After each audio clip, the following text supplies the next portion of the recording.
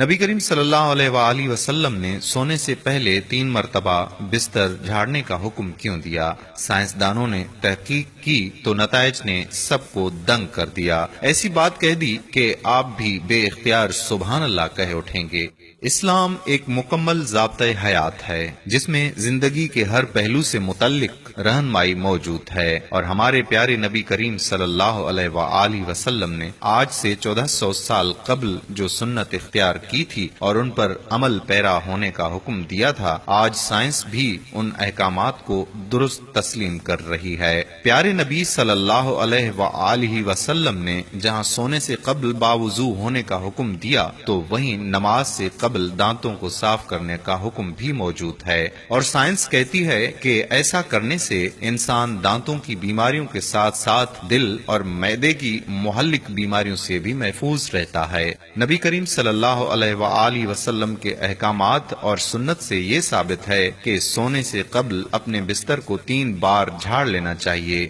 بظاہر تو ایسا نظر آتا ہے کہ اس حکم کا مقصد بستر پر کیڑے مکوڑوں یا کسی اور نقصان دہ چیز سے صاف کرنا ہے، لیکن سائنسی تحقیق میں ایسا انکشاف ہوا ہے کہ آپ بھی دنگ رہ جائیں گے اور بے اختیار سبحان اللہ کہہ اٹھیں گے کہ کس طرح نبی کریم صلی اللہ علیہ وآلہ وسلم نے اپنی امت کو بچاؤ کی تدابیر بتا دیں۔ سائنس کے مطابق انسانی جسم میں میٹابولزم کا عمل 24 گھنٹے جاری رہتا ہے، جس کے باعث ہر پل سینکڑوں نئے سیل بنتے اور پرانے ٹوٹتے ہیں۔ حیران کن بات یہ ہے کہ سونے کے دوران جسم میں ٹوٹنے والے سیل بستر ہی پر گر جاتے ہیں، جو انتہائی چھوٹے ہونے کے باعث نظر نہیں آتے۔ اگر بستر کو بغیر جھاڑے اس پر سونے کے لیے لیٹ جائیں تو یہ مردہ سیل جسم میں داخل ہو کر کئی مہلک بیماریوں کا سبب بنتے ہیں، اور سائنس نے بھی یہی ثابت کیا ہے کہ ان مردہ سیلوں کو صاف کرنے کے لیے بستر کو کم از کم 3 بار جھاڑنا لازمی ہوتا ہے،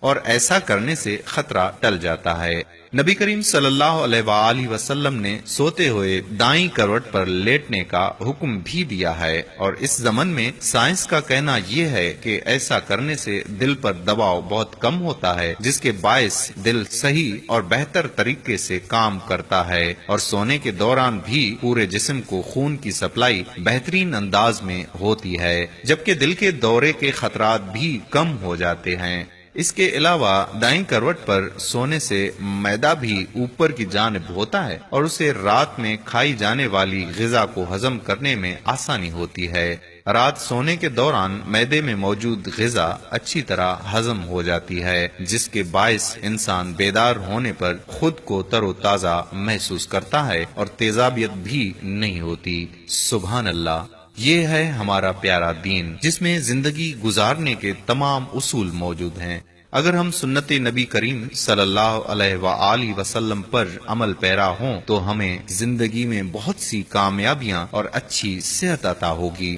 قارئین اکرام، اگر آپ کو ہماری آج کی یہ ویڈیو پسند آئی تو اپنے دوستوں کے ساتھ ضرور شیئر کر دیجئے۔ ہو سکتا ہے کہ آپ کے ایک شیئر سے یہ باتیں کسی نہ کسی طرح ان کے دل میں اتر جائیں اور وہ سنت نبی کریم صلی اللہ علیہ وآلہ وسلم پر عمل کر کے اپنی زندگی بہتر طریقے سے گزاریں۔